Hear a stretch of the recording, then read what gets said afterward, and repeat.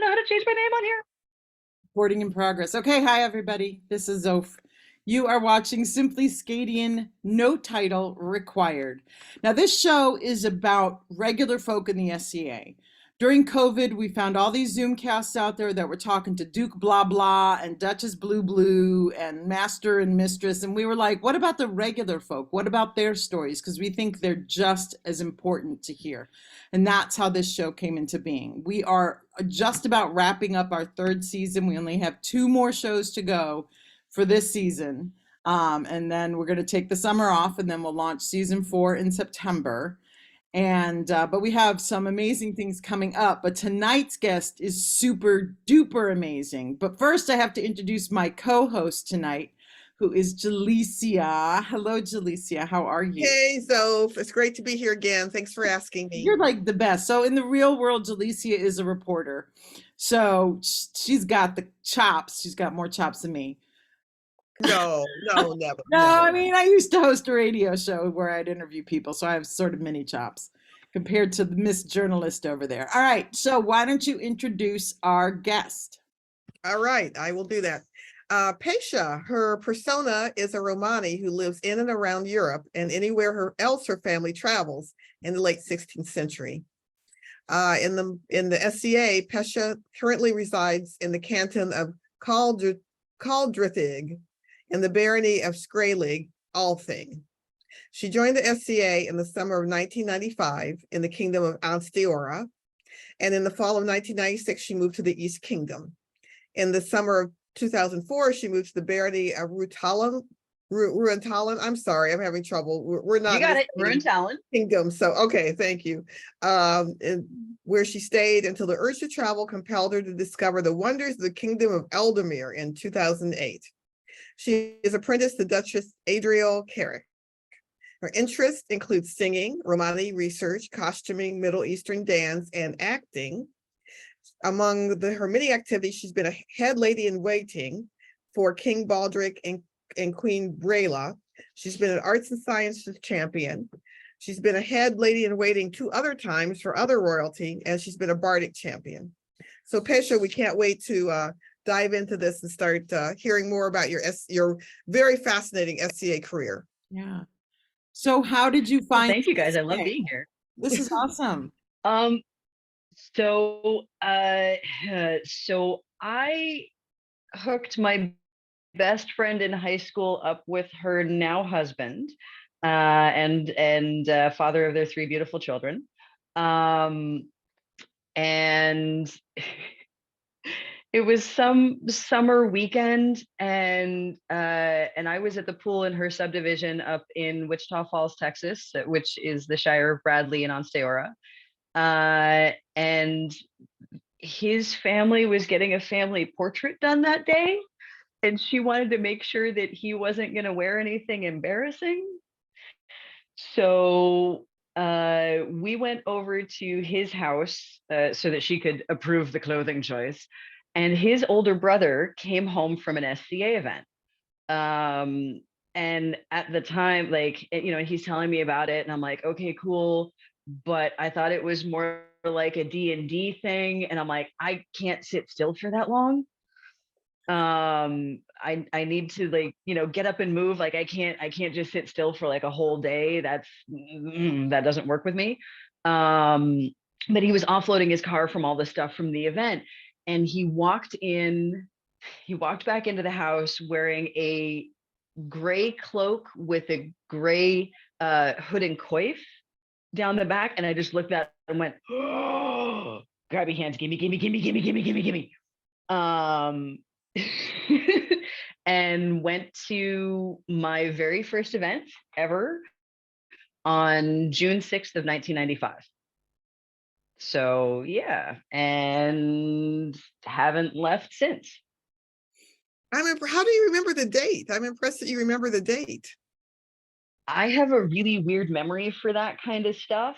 So yeah, it's like I still have the site token. That's amazing. That's amazing. Yeah. One of the things that Onsteora, like, that was kind of at the time was sort of like tradition for some people in Onsteora is if you had like a metal mug or whatnot, you'd put your site token on your mug because you'd have your mug with you all day. So if someone went site token, you kind of held up the mug. So yeah, like my old original pewter mug had my first site token ever on it. Yeah, I've seen that where it's all over the handle. Yeah. Mhm. They moved around a lot in the SCA. What differences in culture have you seen in different places? So when I first started playing in Onsteora, I would drive 45 minutes north once a week to go to my baronial meetings up in Lawton, Oklahoma. And one of the things, and it was held in the basement of a library. And one of the things that Baron and Baroness at the time used to do for us is they would read us a passage of Kapora like once a month, so that we had an understanding of Kapora for new people who didn't necessarily want to pay to buy Kapora and have it shipped to you, because this is, you know, early days of the internet and it was all bulletin board systems and whatnot back then. And one of the other things that they had us do, because when you walked into the room, there was a table that was set up for the Baron and Baroness and the officers, and then like a horseshoe of chairs around it. So when you walked into the room on this side, when you got to the gap between the table and the first set of chairs, you curtsied or bowed. When you hit the back center, you curtsied or bowed. And then if you were going around to this side, if you hit that gap, you curtsied or bowed. So that was something that was instilled in me when I joined back in the mid 90s. And the same thing, like if you walk past the high seats or the thrones, regardless of whether or not there is a body on them, that is a representation of either your barony or your kingdom. So you always bow or curtsy or whatever. That's not something that I've found in the East, unless it's something like you're in the middle of court and you hit the dead center in the back, then you take a moment to recognize as you go wherever it is that you're going. And it's not something that I've found in Eldamir either. I've actually had people kind of give me looks when I do that, because even if I'm head lady in waiting and I have to get, you know, here to here and I'm trying to set up, you know, X, Y, or Z, when I hit the center back, drop to one knee, 3 count in my head, back up, and off I go. Or if I hit those 2 side markers, I do the same thing. So I but some of it, sorry, yeah, go ahead. No, go ahead. Well, some of it is stuff like that. The like in Onsteora, at least when I was there. Now, keep in mind, I haven't played there in over 20 years at this point. But like their scroll wordings, depending on the award, is always the same for every award, right? So if you get called up into court, but you don't know why, within the first like sentence or two, you know exactly what award you're getting because it's a standardized wording. To an extent, you kind of get some of that with like AOA awards in the East. And in Eldamir, that isn't a thing at all. One of the other things that I've noticed that I find fascinating between the East, where I played the longest, and Eldamir is for any of our peerage orders and for our populace, and actually for landed baronesses, landed barons and baronesses, etc. In Eldamir, we have a standardized oath. So if you're taking an oath of fealty, regardless of peerage, populace, royal peer, whatever, in Eldamir, there's a standardized wording that if you go up and swear as a group, the heralds will feed it to you, unless it's the chivalry, because the chivalry pride themselves on memorizing their oath. Whereas in the East, if you want to give your oath of fealty to the crown, there is no standardized wording. You come up with your own oath. Oh, wow. Okay. Yeah. Very interesting. Yeah. Yeah. Zoph, your turn. Oh, you're muted, hun. I'm muted because I was looking at comments and the video starts playing when I'm looking at comments. Okay, so what was the first art you did in the SCA? I don't know if wenching counts as an art. I think so. Yes, My it is. first household was a wenching household. So, but we also we were also very, very service based. Um, so I think like the first I learned how to Middle Eastern dance the night of my senior prom because I ditched out on the prom early because the guy I was dating at the time was military. We were both SCA, and there was a backyard revel happening up in Lawton. And the lady whose house it was at taught me how to Middle Eastern dance around a tiki torch. So it's either that or that I bought an ankle loom, like a little lap size ankle loom for like $20, like 25 years ago. But I've been doing like embroidery and whatnot since I was a kid. So one of those? Not sure. When you said you were part of a wenching household, what does that mean?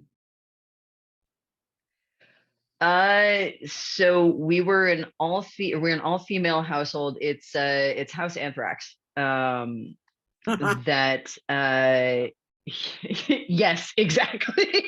And at the time, I think we were all between the ages of like 16 and 22. Obviously, we're not that age anymore. And there was a male counterpart household as well. But yeah, like we would at the time, like we were all running around in like bodices and skirts, and we water bared on the field and worked troll and would serve at feasts and all that kind of stuff. Acting like medieval wenches. Pretty much. Wow. Yeah. That's cool. Yeah.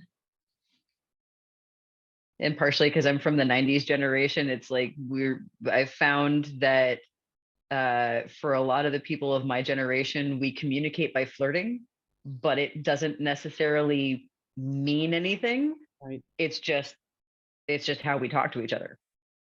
Yeah, yeah. How did you get interested in doing research in the Romani culture? So I have only ever played one persona. Okay. And like my name has changed once, but other than that, I've never changed personas technically. When I first joined the SCA and said that I wanted to play this persona, I had people tell me, don't play this persona. It's a bad persona. There's no research on the persona. And part of the reasons why they told me that was there had been people in the past who used the persona as an excuse for bad behavior. So it's like, oh, I can not, I can embellish on the truth because I'm playing a Romani. Oh, I can yoink this from you when you're not looking because I'm playing a Romani. Right? Which is something that I do not condone within the SCA. Like if you've got a thing between you and a friend where you play a game of yoink with a specific thing and it's understood, fine.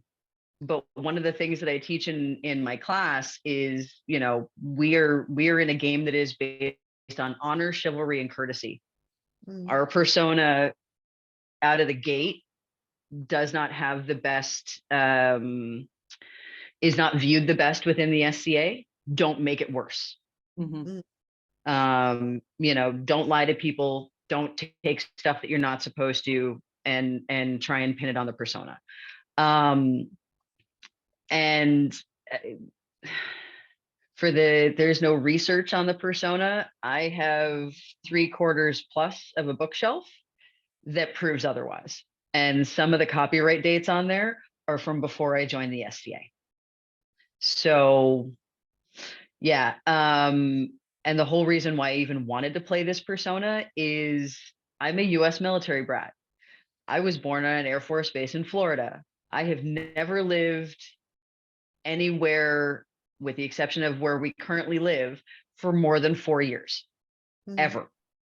We've been in this house for 7 years now. and it is the longest I have ever lived in a single structure consistently. So because the Romani don't really have, because they were peripatetic, because they were constantly on the move, I felt really gravitated toward that persona, because although they do have their roots in India, they don't have any kind of a permanent root like that, and neither do I. Okay, interesting. Yeah, yeah. Now, Zoph and I know you from KWP, Known World Players. For people who don't know, that's the theater troupe at Penzic that puts on plays every Penzic. So how did you find KWP? For that, I have to blame one of my SCA moms, Her Excellency Mr. Scheherazade. So Lorcan directed a Merchant of Venice in 2015 at Penzic.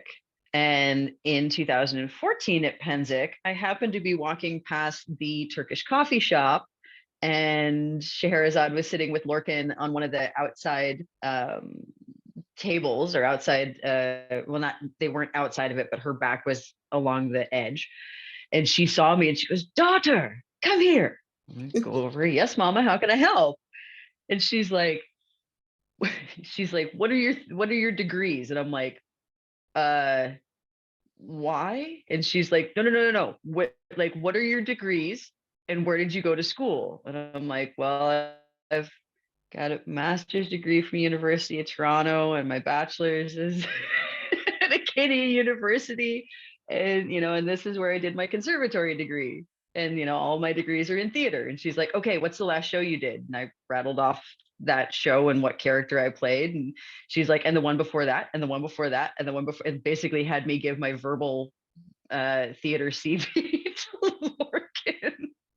Lorcan. And she's like, "You should go out and audition for him for Merchant of Venice." And I'm like, "Okay, sure." So I popped into whatever was the internet cafe at Penzic at that point, and pulled up my headshot and resume because I happened to have that in one of my inboxes. And pulled the Word document that was my theater resume and updated it for the latest shows that I had just done, printed out a bunch of copies that unfortunately I couldn't double side, so I showed up to the auditions with 5 sets of my headshot and resume. And I'm like, ta-da. But yeah, and I think that year was the only year to date that Lorcan has ever done callbacks. Oh, okay. Wow. What did you play in Merchant of Venice? Oh, I was Nerissa. You and I actually flirted on stage.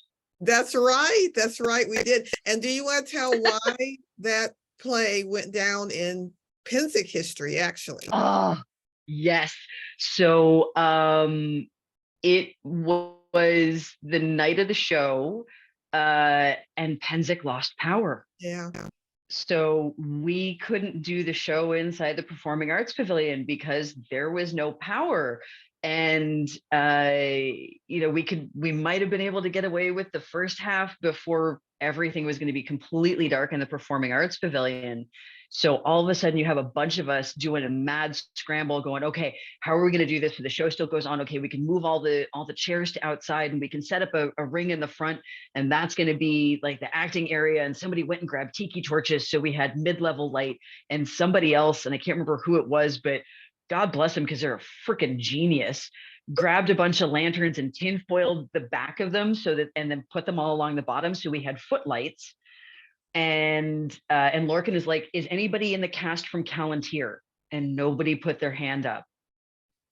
And I'm like, "Okay, well, why do we need a Callantyre?" And he said, "Because they have one of the Centurions. They've got one of the propane tanks with a really long pipe on it and the shower head on the top as a lantern, or as a big lamp." And I'm like, "Well, technically my Laurel is really good friends with a bunch of people in Callantyre. Let me see what I can do." So he's like, "Good, go do it." So I go booting it down to Callantyre, and I'm like, I asked a couple of my friends that I know from there, like, who owns the Centurion and can we borrow it? And this is what happened. And like, we're more than like, I will pitch in for the propane, whatever we burn off using the show, but we need something for top light. And yeah, they let us borrow that for the show. Yeah, what I Yeah. remember, I was playing the Moroccan Prince, and I am not an actress at all. And I was so terrified because I was so terrified that I would, lose my concentration since everything was different. We'd never practiced it that way.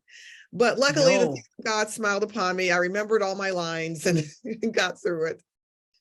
Yeah, no, you were great. You were great to play with on stage. It was fun.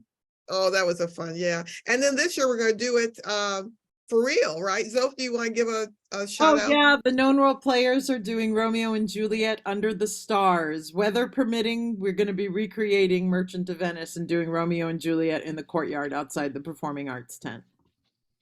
On purpose this time. On purpose this time. Yeah, yeah. So you If mentioned you want good laughs, come watch me play the nurse.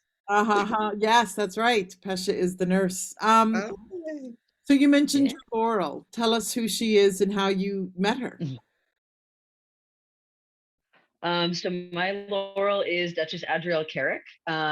She is known as the Iron Duchess of Eldemir.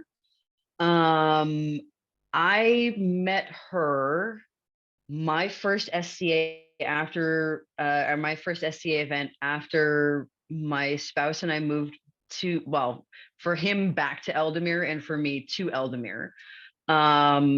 Had no idea who she was. We were just sitting chilling at an event.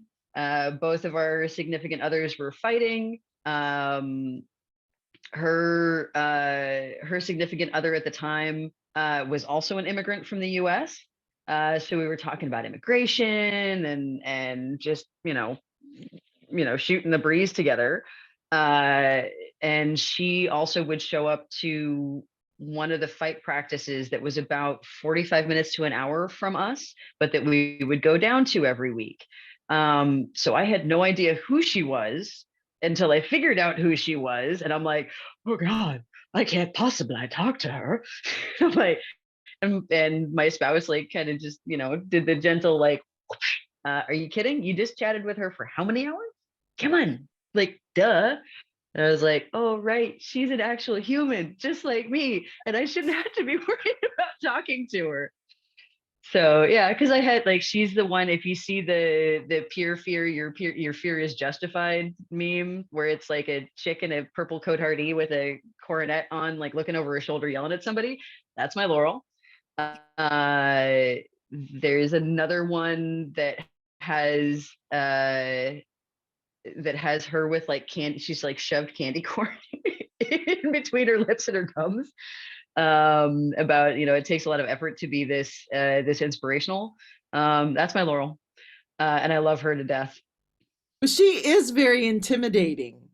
I mean, she She just can be. like laser eyeballs at you, and it's like, whoa, and she's awesome. She's like, she has no truck with peer fear at all, but she is an intimidating woman. Yeah, and she will pick you up onto her shoulders and airplane spin you if like, she hasn't done it to me, thank goodness, but I'm sure she would if I made her mad. So But yeah. what is her art? So she was laureled in I believe it's 14th century costuming. She also has I believe a degree in 14th century literature.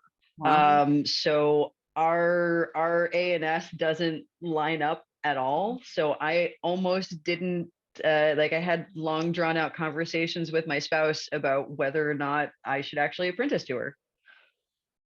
So And it's actually kind of, Yeah. So sorry. how has it worked out? How has she mentored you or helped you? How is your relationship? How would you characterize it? So I refer to her as the boss. So I've got like work boss and SCA boss. She is an incredible inspiration. She does so much stuff between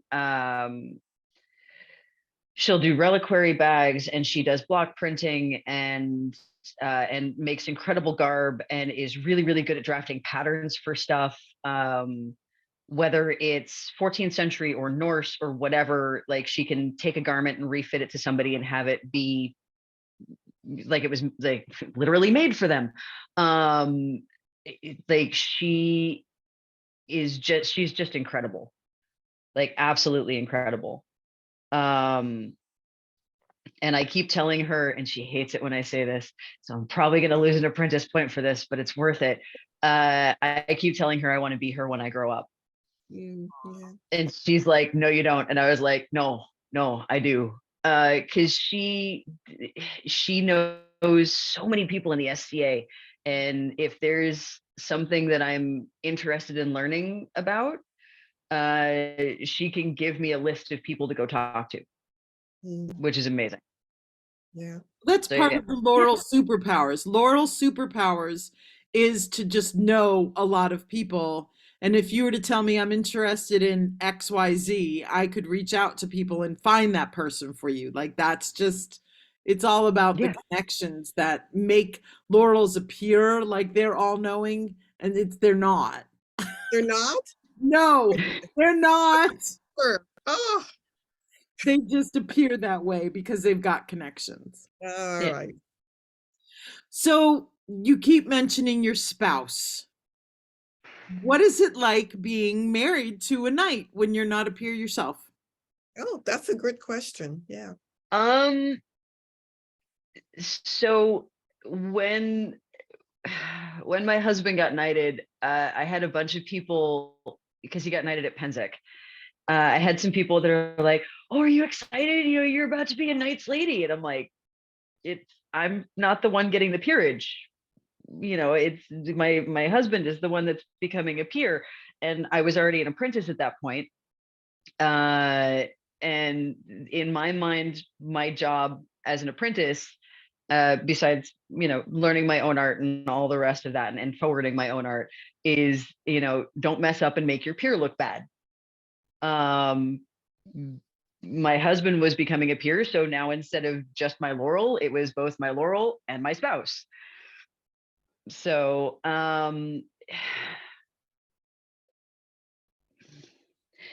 there are times, so I've actually been in the SCA longer than my husband has.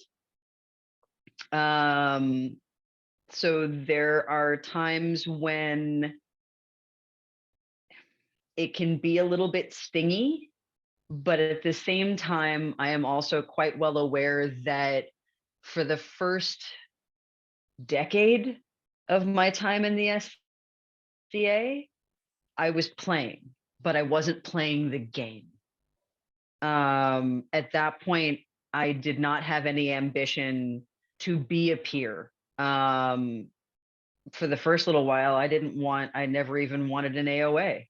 I didn't want any of it until I had conversations with other people in the SCA that are like, no, your AOA is basically your gold star attaboy. Well done, keep going. As opposed to, oh, now you have a title and you have to, blah, blah, blah, blah, blah. And it's like, no, that's your gold star attaboy. And like, I am incredibly proud of my spouse and his work, and I'm proud of his squires as well, and their work and their progress in the SCA. I am very well aware that they are not my dependents; they are my spouse's dependents. But at the same time, in some form, they are also kind of my kids. Even though some of them are older than me.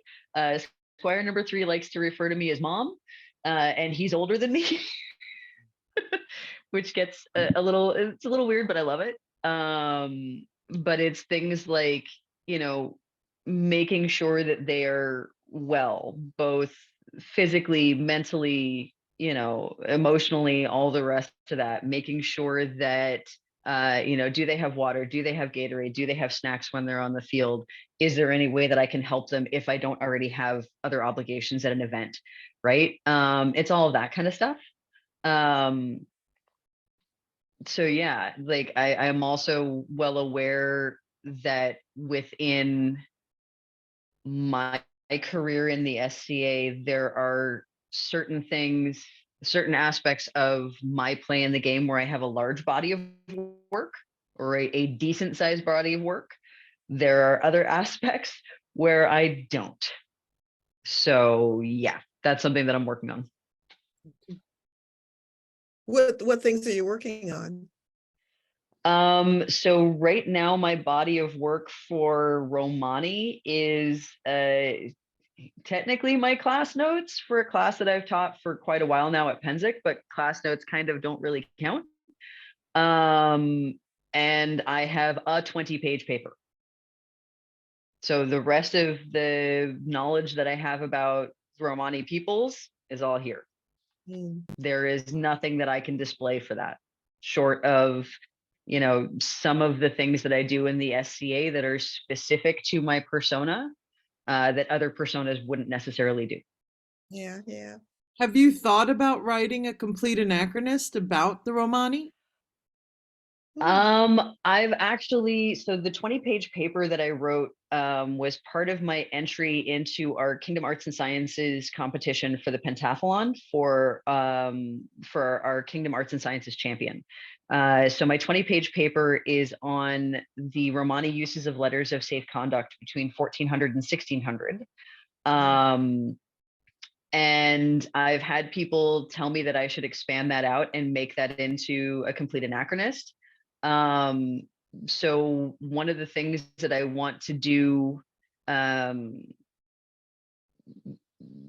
the future, moving forward, I guess, is I want to start publishing monographs roughly once a quarter. I'm still trying to figure out what I want to write those on, as opposed to, you know, just answering the questions that have already been answered of, like, you know, who are the Romani? What are the Romani? You know, all the rest of those kind of things. That's the basics of what I teach in my class already. I want to look at questions that either haven't been answered or have been difficult to answer.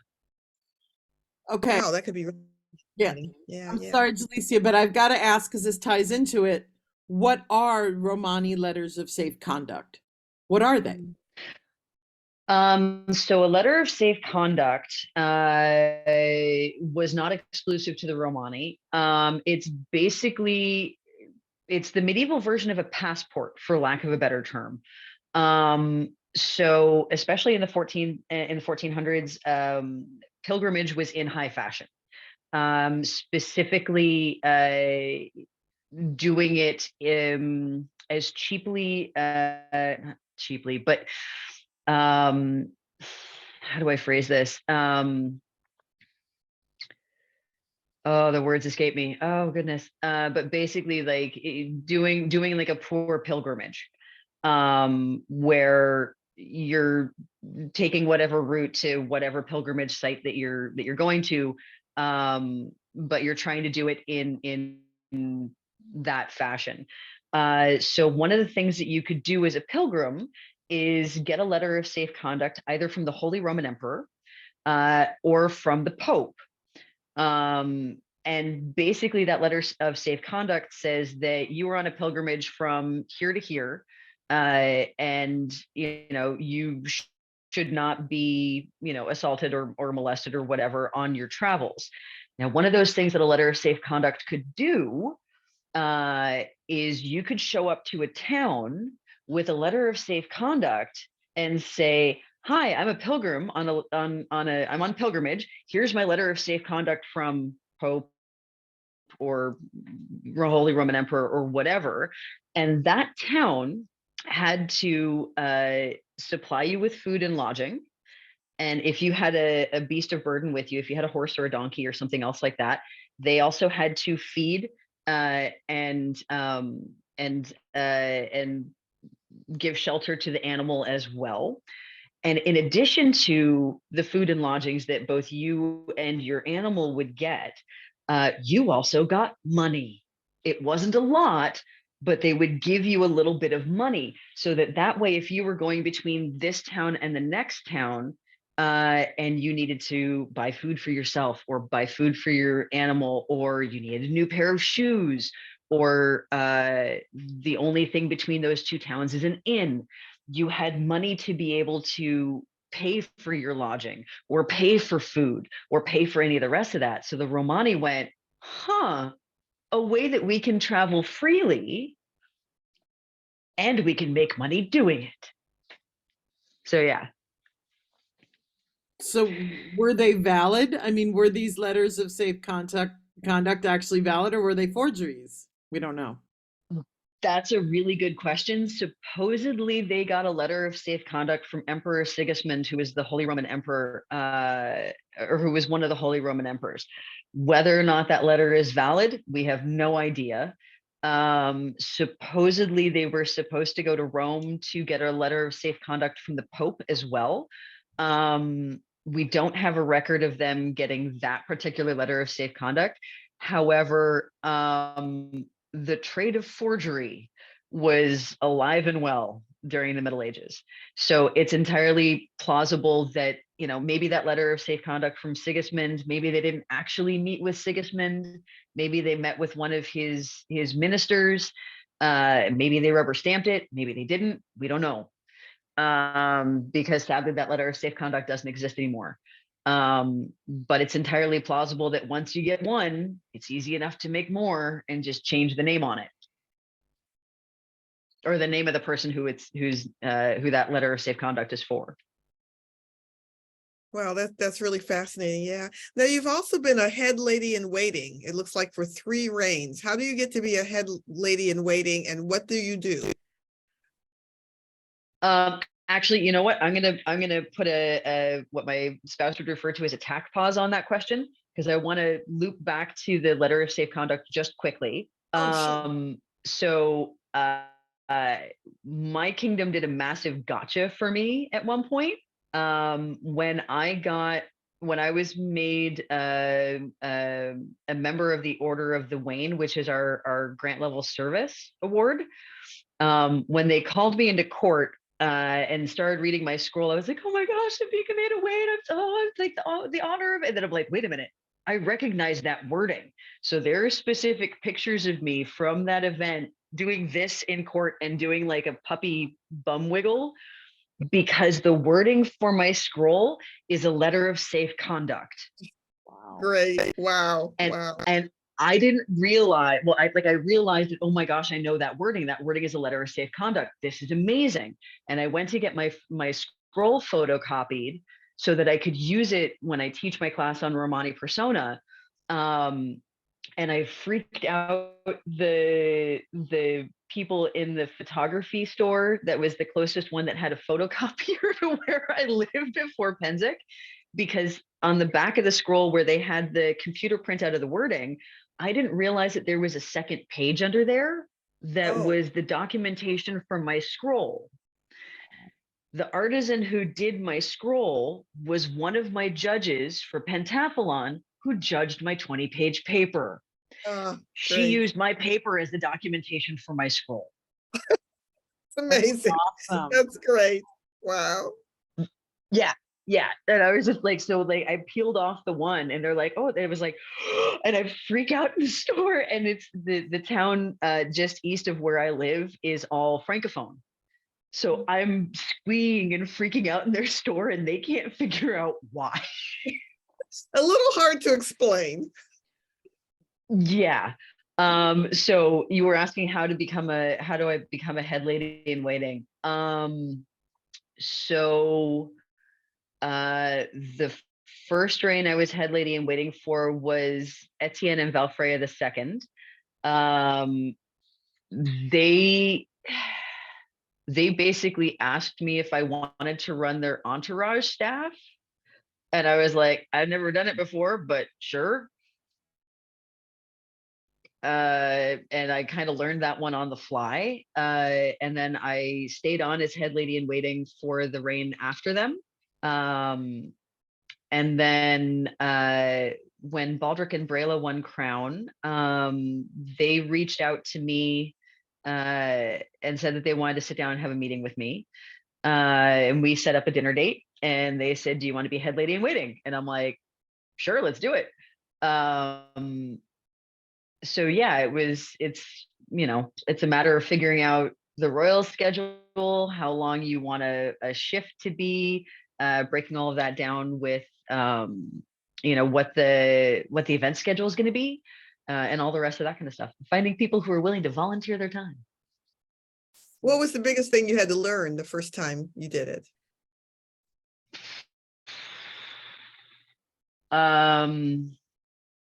There's a lot more that goes on behind the scenes than people realize, to be brutally honest. And it's also things like showing up for shift changes.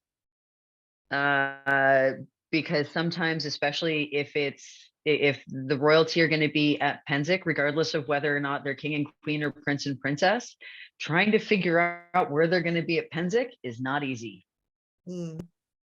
Because you think they're going to be here for a shift change, and they're actually, other side of sight, or they're, maybe originally it's supposed to be on the battlefield, but something happened and they went back to camp. So with modern cell phones and things like Facebook Messenger and other things like that, we're able to, connect to other people, especially if you're coming from technically a different country and you don't necessarily want to have a higher phone bill for roaming and for sending text messages out of countries. Using something like Facebook Messenger is brilliant for that, of, being able to know who the next shift is. When I was head lady and waiting for Baldric and Brela, one of the tools that I put to really good use, that I actually learned about from one of my apprentice sisters, was Sign Up Genius. Sign Up Genius is brilliant because instead of just saying, okay, your shift is from 2 to 4,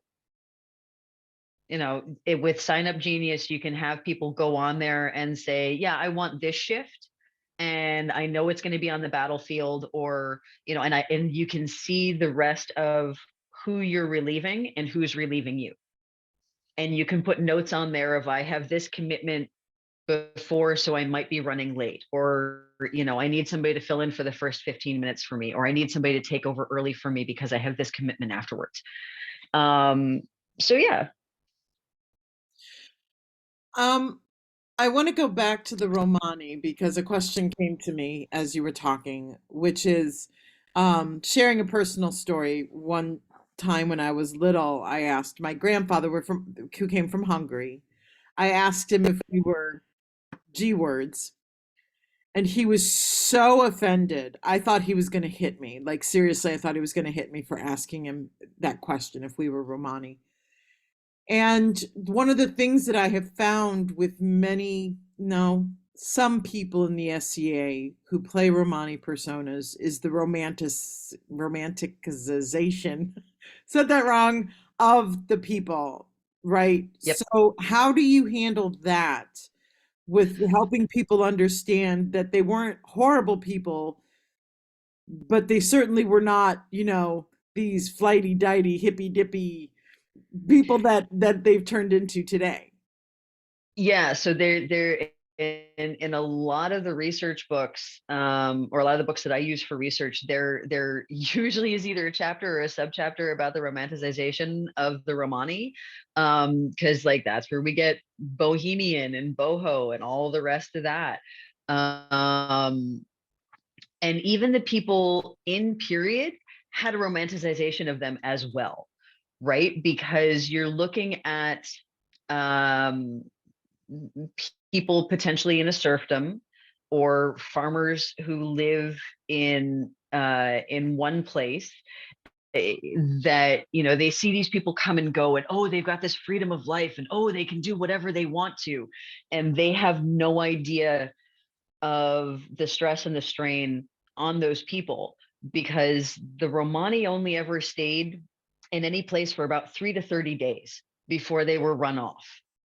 So it wasn't, oh, we just decided to go, oh, we got the call. No.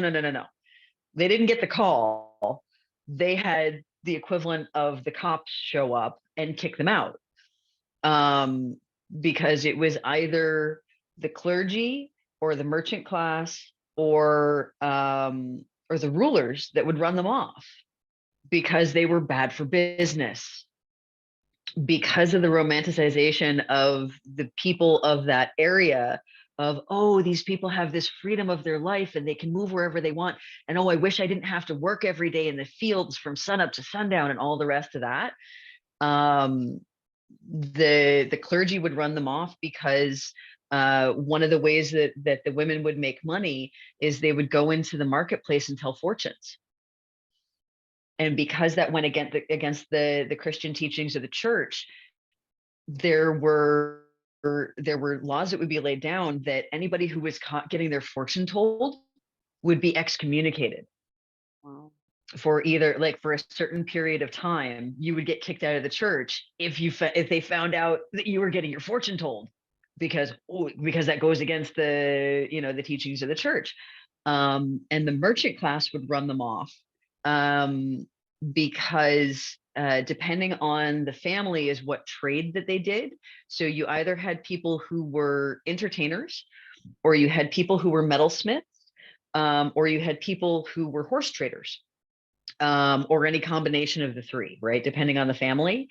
So especially with the people who were metalsmiths, it wasn't just the males in the family that would do the work. The whole family would do the work. So you got the wife and the kids and anybody else, so they could get it done faster and they could get it done cheaper. So the merchant class would be like, oh, no, no, no, no, no, we don't want them in there. They're doing it faster and cheaper. Get them out.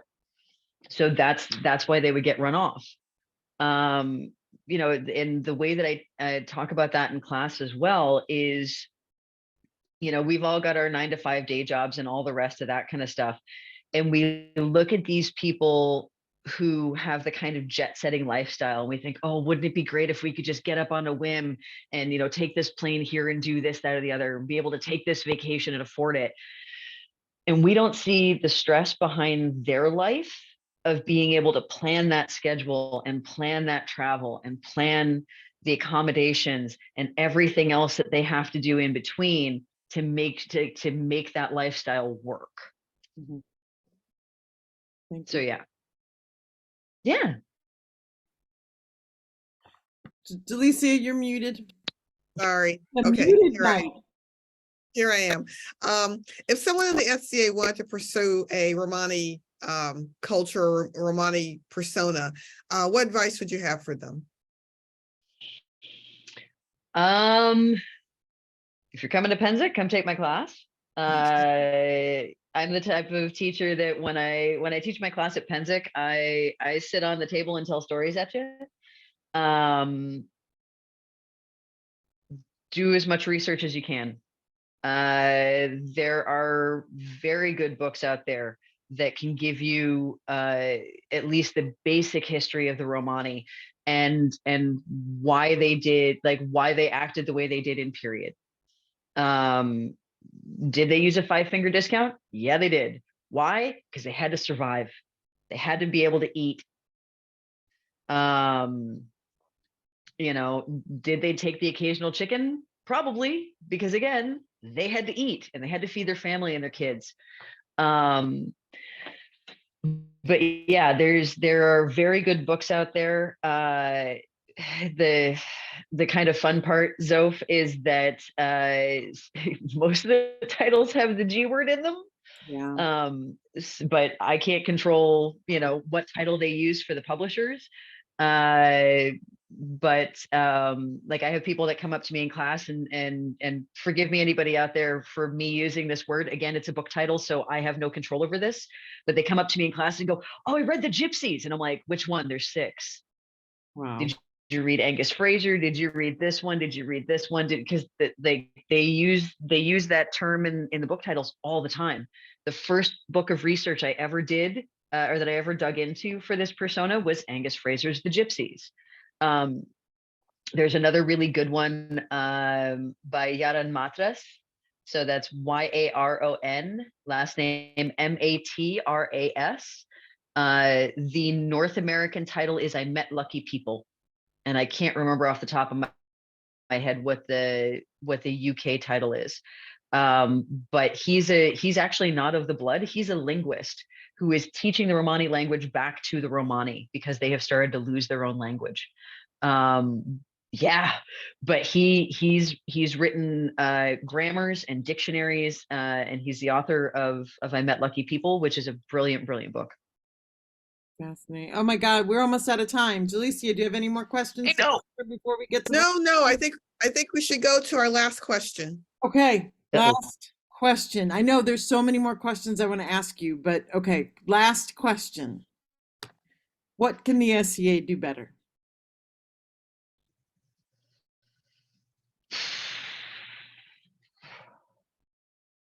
Um,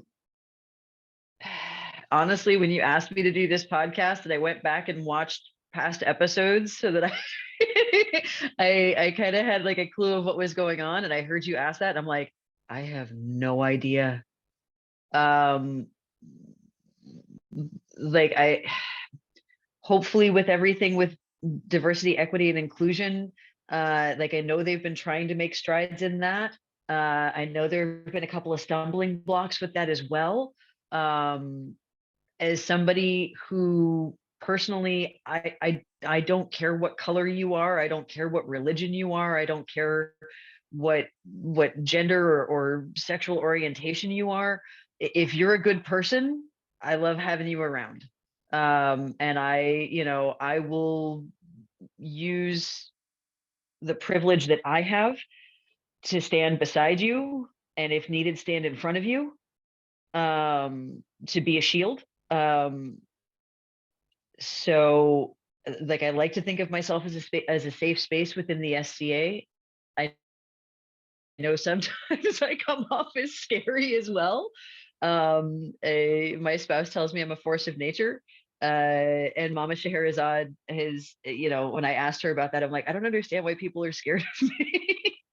And she says, well, honey, if you're running late, and like you're late for rehearsal, or you're late for a shift or something else like that, and like and especially if you've been out dancing the night before, you're probably in pain, so it's can't talk, gotta go, late, and it comes off a little brusque.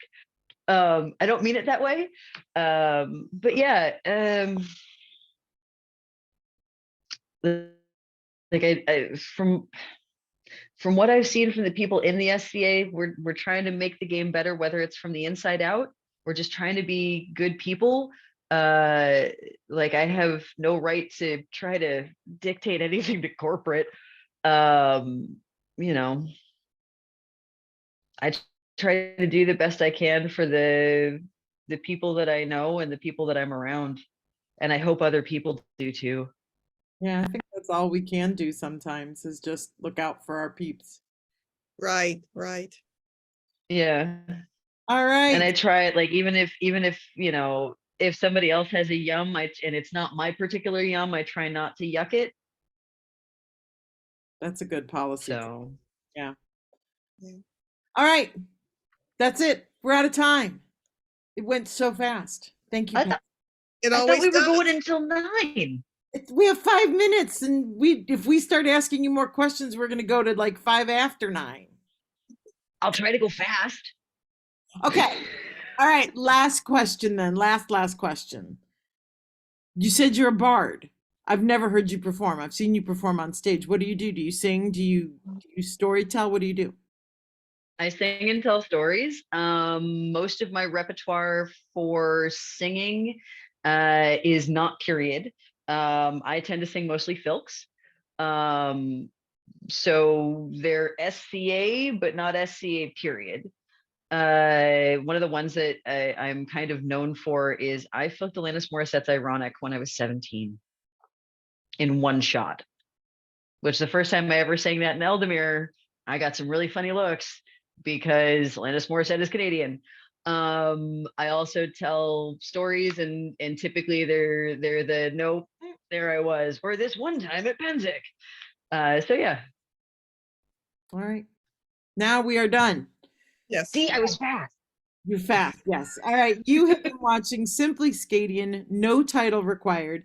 If you have people that you would like to recommend to have as a guest, on our Facebook page, we have a pinned Google form. Please recommend people. We're always looking for more folks.